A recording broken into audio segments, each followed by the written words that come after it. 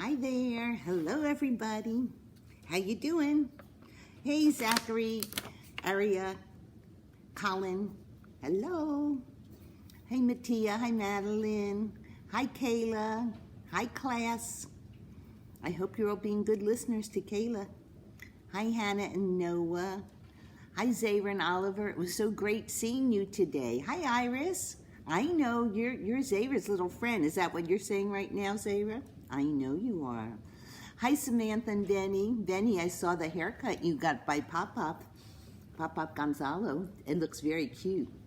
Hi, Sam and Henry. Henry, it was fun seeing you out back. Sam, I know you were so busy reading you didn't want to stop, but I'm glad I got to spend some time with you. Today's story is by Robert Mumsch. Again, I'm reading all his stories in this big book called Mumsch Works. I'd never read this one before. I just read it a few minutes ago. It's called Murmel, Murmel, Murmel. Here's a picture of a little girl and a little baby. Looks like they're at the beach. Can you predict what this story will be about? I'll wait. Take a minute, turn to someone next to you and make your prediction. This is a very old book I have, and it's falling apart, but I still love it and love to share these stories with you. Okay, did you predict something about the beach? Let's get started. When Robin went out into her backyard, there was a large hole right in the middle of the sandbox. She knelt down beside it and yelled, "Anybody down there?" From way down the hole, something said, "Murmel, murmel, murmel." Said Robin, very strange. So she yelled even louder, "Anybody down there?" "Murmel, murmel, murmel," said the hole. Robin reached down the hole as far as she could and gave an enormous yank. Out popped a baby. Is this fiction or nonfiction? Yeah, that's right. This is fiction. There would not be a baby down in the hole in the beach. That would be very dangerous. But this is just a silly story. Here's a picture of Robin. Looks like she's talking to the baby. The baby's got a pacifier in her mouth. Let's find out what happens. "Murmel, murmel, murmel," said the baby. "Murmel yourself," said Robin. "I am only 5 years old and I can't take care of a baby. I will find somebody else to take care of you." Is that a good plan? What would you do if you found a baby? I mean, in real life, what would you do? Yeah, so of course you tell mom and dad or a police officer, because you can't take care of a baby. That's a grown-up's job. What do you think's going to happen? So I'll show you this for a minute.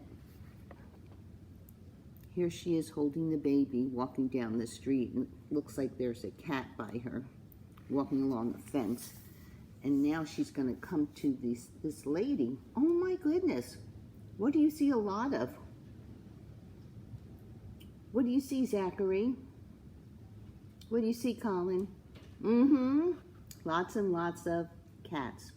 Robin picked up the baby and went on down the street. She met an old woman and said, "Excuse me, do you need a baby? Does it pee in its pants?" "Yes," said Robin. "Yuck," said the old lady. "Does it dirty its diaper?" "Yes," said Robin. "Yuck," said the old lady. "Does it have a runny nose?" "Yes," said Robin. "Yuck," said the old lady. "I already have 17 cats. I don't need a baby."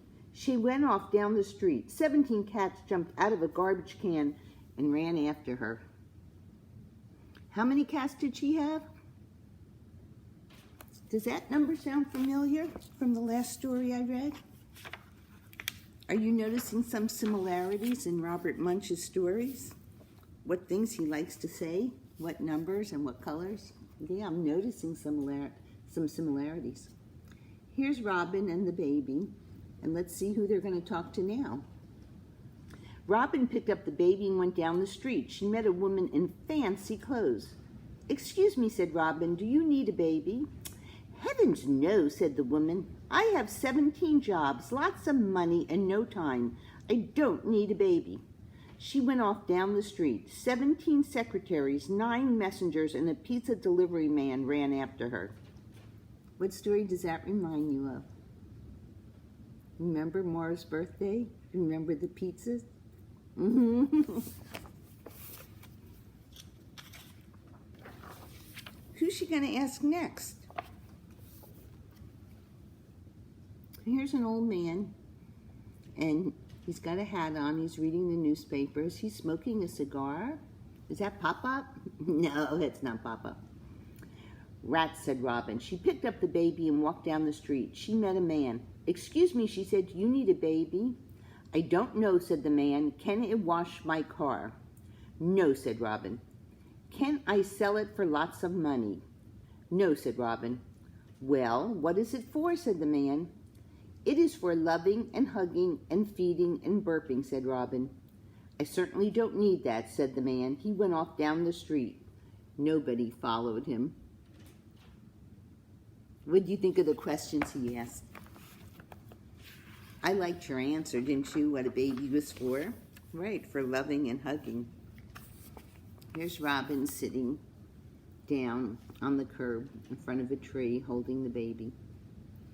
Boys and girls, what's she going to do now? Does she have a problem? How's she going to solve the problem? Turn to someone next to you and make your prediction.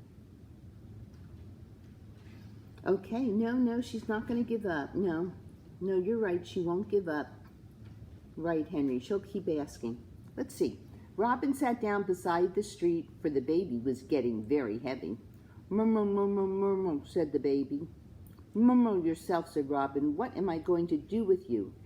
An enormous truck came by and stopped. What do you think? You think she's going to talk to the truck driver?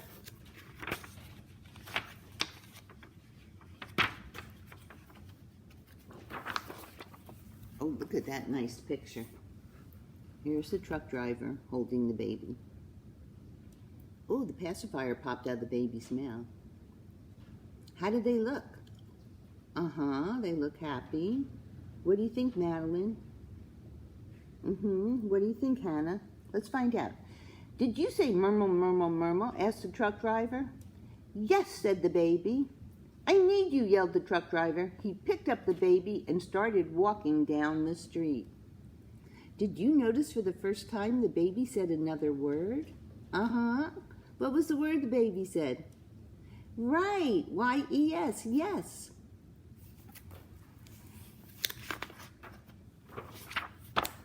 Now this is the way the picture was drawn, so you only see part of the truck.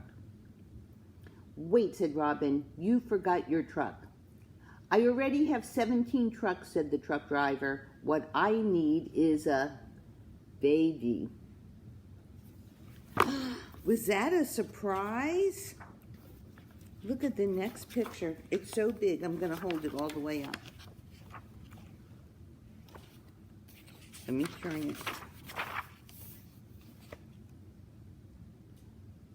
Is that a big truck? What do you notice? Look very carefully. Who's that sitting up front in the driver's seat? Robin. And that's the end of the story. I wonder what's going to happen next. If you were the author, if you were Robert Mumsch, what would you have happen next? How would you continue the story? Would Robin go down the road in the truck and have some type of adventure? What about the baby and the truck driver? Would they be happily ever after together? That was an unusual story, I have to admit. It was very different from his other stories. But I did notice a similarity. He uses some of the same numbers. What numbers did he use a lot? He used 17. He kept saying 17. Yeah, and he said 9. Other things he mentioned were pizza, and he had mentioned that in Mora's birthday party. So I wonder what you're going to do now that you're done with the story. Are you going to write a story using the number 17 and the number 9? What numbers do you like? You can use any number you like. Can you write a story about a baby and how you could take care of the baby? Or who would you find to take care of the baby? Who would be a good candidate, a good person? In this story, I was surprised by the choice, weren't you? I didn't expect a truck driver. So draw me a picture, use some markers, color it in, and write me some words, and then share it with me when you're done. It was fun reading with you today. Love you. Love Mimi. Bye.